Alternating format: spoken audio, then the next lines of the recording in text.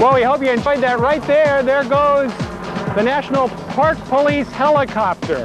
They're just part of the people who help protect the president. Now, coming up next, we've got a story for you all about the Secret Service. Now, over the last year, there have been 2 big movies about guys who work as Secret Service agents. Anything like real life? Let's ask the real McCoy and find out.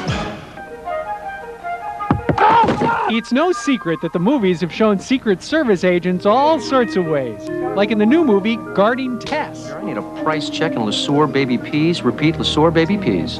They're on special today, 2 for $59. And in the movie The Line of Fire, Clint Eastwood was the man in the dark suit in charge of protecting the man in the White House. Gun!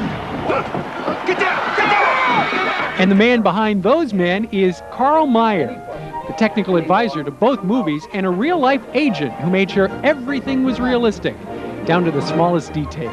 The lady from wardrobe would come up every day and she would undress me. I mean, not literally undress me, but she'd come in and she'd take a look at my tie. And the big question was, do agents wear cuffs on their pants? I mean, just crazy stuff like that.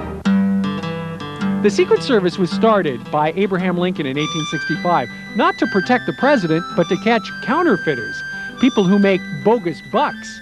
That was a big problem in those days. Nearly 1/3 of all money was crooked cash. It wasn't until 1901, after President McKinley was assassinated, that Congress decided that the Secret Service should start protecting presidents. Since then, the service has had to act several times, including March 31st, 1981, when John Hinckley shot President Reagan. John Hinckley fired 6 shots in 1.8 seconds. In less than a second, our agents were responding. And so that's when you have to get in the line of fire. All clear. All clear. But there's a lot more to being a Secret Service agent than just running alongside the president's limo and talking into your wrist. We protect the president a number of ways, and it's through training, technology, intelligence, planning, and physical protection. There is an inordinate amount of planning that goes into even the smallest presidential trip. Ma'am, excuse me, but we are not leaving this house until you are seated properly with your seatbelt firmly fastened. Let her sit on the hood if she wants to. Finally, even though there have been several movies about the Secret Service, and these guys wind up every night on the world news with the president, they don't consider themselves stars.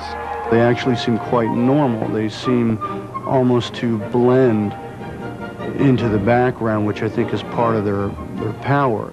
I don't really consider it glamorous, but I can tell you that Secret Service agents are the most dedicated professionals in the federal government, barring none. And maybe that's what you're seeing. Maybe that's what's being portrayed here.